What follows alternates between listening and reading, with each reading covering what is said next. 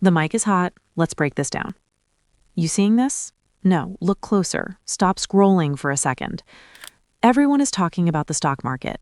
Everyone is talking about the tariffs, but my phone has been buzzing since 3 a.m. with calls from Tokyo, and I need you to understand that what just happened in East Asia isn't a trade deal. It's a betrayal.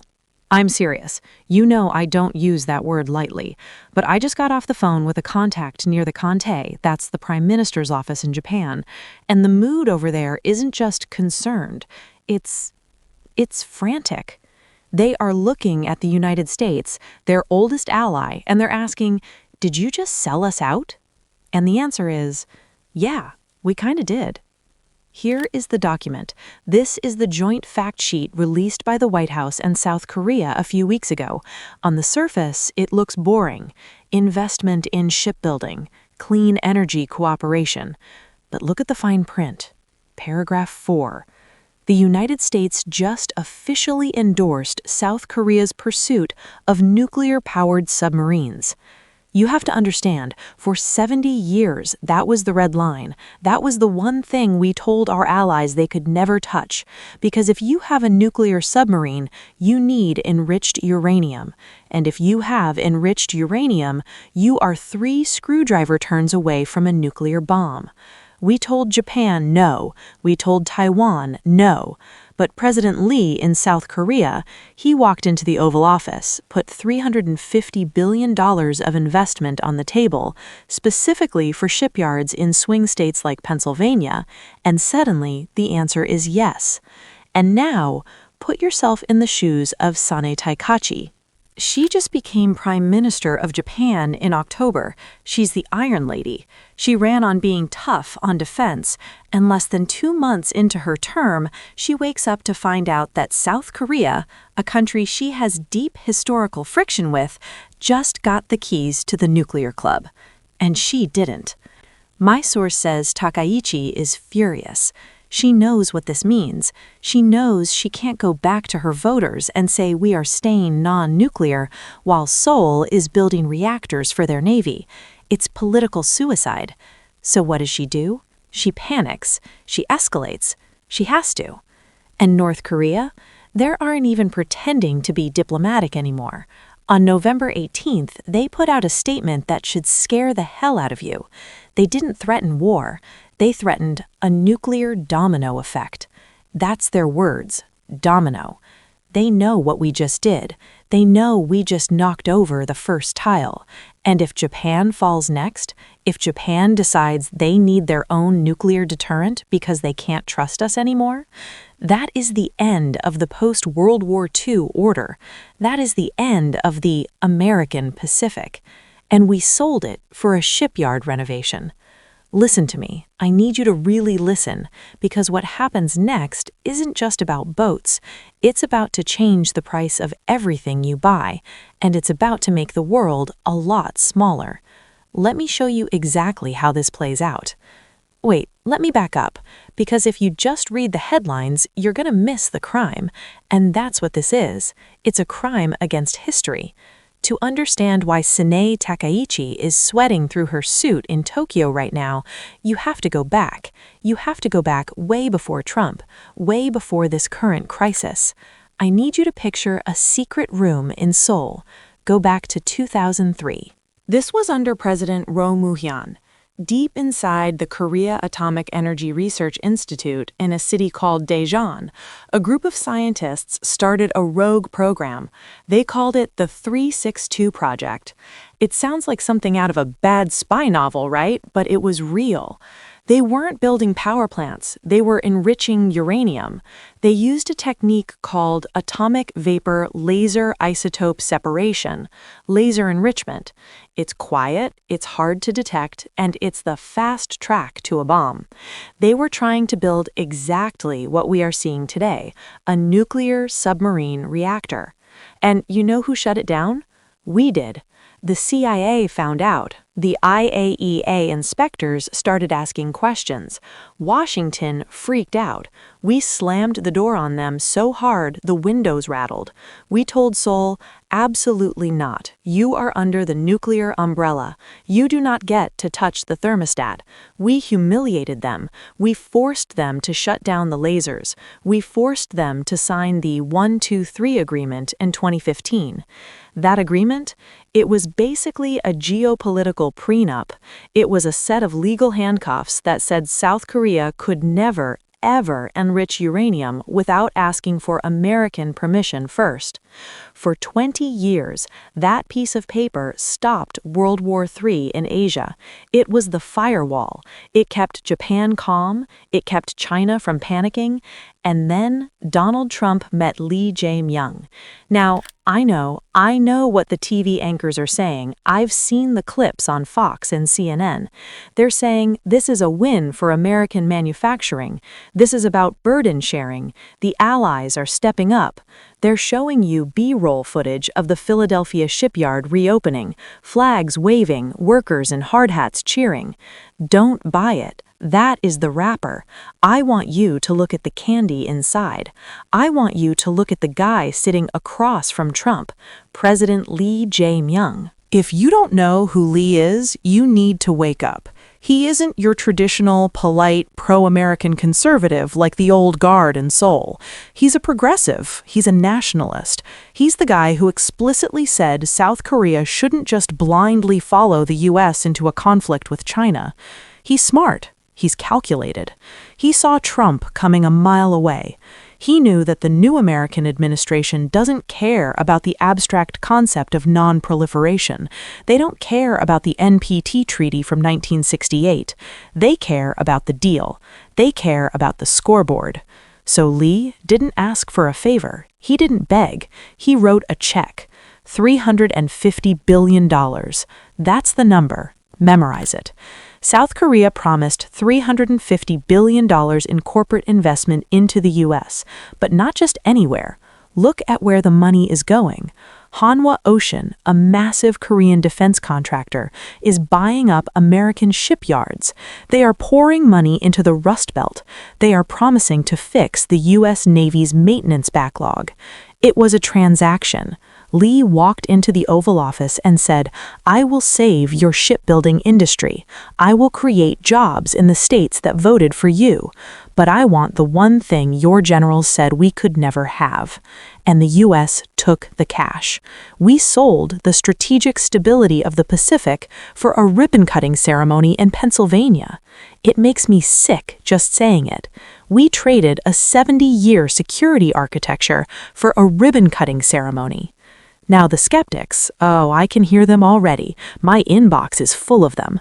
Relax, it's just propulsion. It's an engine, not a bomb. The US has nuclear subs, the UK has them. Why not Korea? Please, do not be naive. That is the biggest lie in this entire document. To run a submarine, you can't use the low-grade uranium that powers a city. That stuff's too heavy, too inefficient. You need the good stuff. You need highly enriched uranium. The moment you allow South Korea to build facilities to enrich uranium for a submarine, you have given them the facilities to enrich uranium for a warhead. The technology is identical. The only difference is how many times you run the gas through the centrifuge. It's just a dial setting. You turn the knob a little further to the right and suddenly you aren't powering a boat, you're leveling Pyongyang. South Korea knows this. Japan knows this. This is why Prime Minister Takaichi is panicking. Imagine you are her. You are sitting in the Kante. You have spent your entire career trying to rebuild Japan's military within the rules. You have followed the U.S. lead. You have been the good ally. And then you watch the U.S. turn around and hand the holy grail of nuclear tech to your neighbor, a neighbor who still demands apologies from you for World War II, just because they wrote a bigger check? It's a slap in the face. It's a signal that the rules don't matter anymore. Money matters. And here is the kicker, the part that makes this a tragedy and not just a dirty deal. We're selling them a false hope. Everyone in Washington is high-fiving, thinking this submarine makes South Korea safer. They think it scares North Korea. Oh, now we can track them underwater. Now we can deter Kim Jong-un. Wrong. When you hand a non-nuclear ally the keys to the fuel cycle, you don't scare your enemy. You validate them. Think about it. Kim Jong-un isn't scared of this sub. He has nukes. He has hypersonics. One submarine isn't going to change his math. But politically, he's thrilled. For 10 years, Kim has been the bad guy. He's been the rogue state, violating international law. But the moment South Korea starts enriching uranium with American approval, Kim becomes the rational actor. He gets to go on TV and say, "See, I told you, the Americans in the South are building nuclear capabilities. I have to build more bombs to defend myself." We just gave him the greatest propaganda gift of the century. We just justified his entire program. And we did it why? To save a few bucks on naval maintenance? To get a headline about jobs, jobs, jobs? It's short-term greed for long-term chaos. But wait, if you think the politics are bad, wait until I explain the physics, because the actual mechanism of how this triggers the next war, it's not what you think. It's not a missile launch. It's a bar fight. And Japan is the only one in the room who didn't bring a bottle. Stay with me. The mechanics of this are terrifying. You still with me? Good. Put the coffee down. I need you to focus because this is the part where the physics meets the politics. And usually that's where people tune out, but you can't tune this out. You need to understand how a submarine engine breaks the world. I need you to visualize a bar fight. Let's call it Club Pacific. It's a nasty place. You've got China in the VIP section, wearing a suit made of money, staring everyone down. You've got North Korea in the corner, looking disheveled, waving a rusty knife at anyone who makes eye contact. And then you have the bouncer, the United States, the biggest guy in the room. For 70 years, the bouncer had one strict rule for his friends, Japan and South Korea. He said, "I will protect you. If the guy with the knife comes at you, I'll handle it. But in exchange, you don't carry a weapon. You don't even carry a pocket knife. You rely on me." That was the deal. That was the Non-Proliferation Treaty. But last month, the bouncer got tired. The bouncer is broke. He wants to renovate his house, or his shipyards in Philly. So South Korea walks up, slips the bouncer a fat wad of cash, $350 billion in investment, and the bouncer nods. He hands South Korea a switchblade. He says, "Okay, you can carry this, but promise me you won't sharpen it too much." Do you see what just happened to the room? The guy standing next to South Korea is Japan. Japan hates the guy with the knife, North Korea. Japan doesn't exactly trust South Korea either. Remember the history books? And now Japan is the only person in this dangerous corner of the club without a weapon. Japan looks at the bouncer and says, "Wait, you let him have a blade? But you told me I couldn't." The bouncer shrugs. "It's just for propulsion, relax." So what does Japan do? Does Japan just stand there and hope the bouncer is still paying attention? No. Japan reaches into its boot. Japan goes home and gets a gun. This is the mechanism. It's called nuclear latency. See, the submarine deal lets South Korea take uranium out of international inspection. They call it Article 14 of the treaty. It's a loophole the size of a truck. Once that uranium is inside the submarine reactor, inspectors can't look at it. They can't check it. South Korea can enrich it to 20%. And once you are at 20%, getting to 90%, bomb grade, isn't a science problem. It's a plumbing problem. It takes weeks, not years. Weeks. South Korea just became what we call a turnkey nuclear state. They have the key in the ignition, they just haven't turned it yet. And honestly, I almost feel bad for them. Almost. Look at Prime Minister Takaichi in Japan. She's being painted as this villain, this warmonger. But put yourself in her shoes. She's sitting in Tokyo. She sees Seoul getting nuclear propulsion. She sees Kim Jong-un putting tactical nukes on his border. She sees China building hundreds of new missile silos in the desert. If she does nothing, her government falls. Her people will say she left them defenseless. She is forced by the logic of survival to break Japan's 3 non-nuclear principles. She has to demand American nukes on Japanese soil, or worse, build her own. She's not the villain, she's the domino. I know, it sounds like fiction. I wish it was. I wish I was pitching a movie script right now. But I'm not. I'm reading the minutes from the Japanese Diet, where they are already discussing this. They are using words like nuclear sharing. That phrase was taboo for 50 years. Now it's a talking point. So here is the chain reaction. This is how the dominoes fall in slow motion, then all at once. Domino 1, South Korea starts enriching uranium for fuel. The IAEA, the nuclear police, loses eyes on tons of fissile material. Domino 2, Japan panics. Takaichi announces a review of their nuclear ban. She demands the U.S. put nuclear cruise missiles on ships docked in Yokohama to match the threat. Domino 3, China sees this. China doesn't see defense, China sees containment. They see an Asian NATO forming on their doorstep. So Beijing stops building 300 nukes and decides to build 1,000. They move their launchers to hair trigger alert. Domino 4, North Korea, who started this whole mess, looks at all this chaos and laughs, because now nobody's watching them. The world is too busy arguing about South Korea's submarines. Kim Jong-un gets exactly what he wanted. He becomes a normal nuclear power in a sea of nuclear powers. And the bouncer?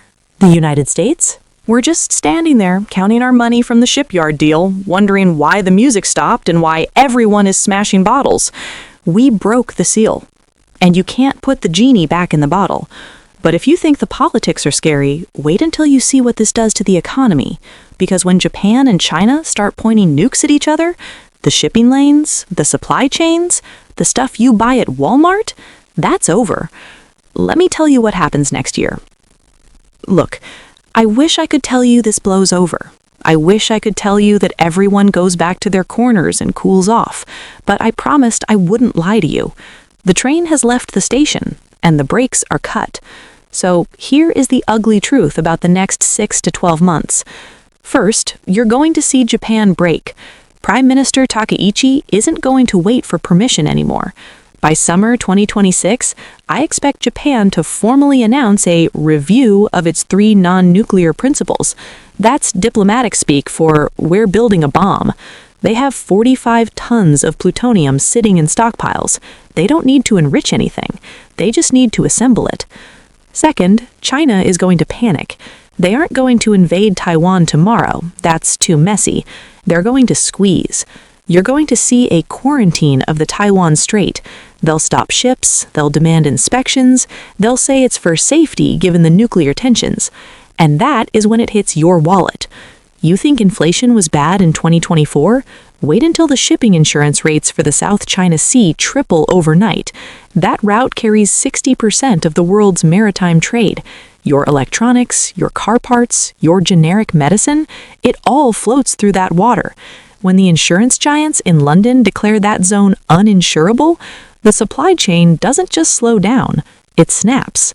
We're looking at a 15 to 20% spike in consumer goods by next Christmas, not because of a tax, because of fear. The Vision 2030? If you zoom out, if you look at where we are 5 years from now, the Pacific isn't an ocean anymore. It's a minefield. We are moving toward a world where every major player in Asia has their finger on a nuclear trigger. Seoul, Tokyo, Beijing, Pyongyang. It's a Mexican standoff with nukes. And the United States? We aren't the policemen anymore. We're just one of the gangs. The grocery store in 2030 looks different. You're going to see permanent shortages of things you take for granted today. Semiconductors, specific pharmaceuticals, rare earth tech. The global economy where you can order a $5 gadget from Shenzhen and get it in 2 days, that's gone. We are entering the age of fortress economics. So what do? Listen to me, I'm not a financial advisor, I'm just a guy who reads the reports they don't want you to read. Tighten your circle. The world is getting volatile. You can't rely on the just-in-time delivery system to save you. Build relationships with your neighbors. Local is the only supply chain that doesn't break. Get physical. Stop worrying about your crypto portfolio and worry about your skills. Can you fix things? Can you grow things? When the imports stop, the person who knows how to repair a generator is worth 10 times more than the guy with a diverse stock portfolio. Watch the water. Keep your eyes on the shipping rates. The moment you see Maersk or MSC divert ships away from the Taiwan Strait, that is your signal. That is the canary in the coal mine. That means the quarantine has started. We just crossed a line that had held for 70 years. The world is different today than it was yesterday. It's sharper. It's more dangerous. But you're awake now. You see the board. Don't let them gaslight you into thinking this is normal. It's not. Stay sharp. Stay hidden.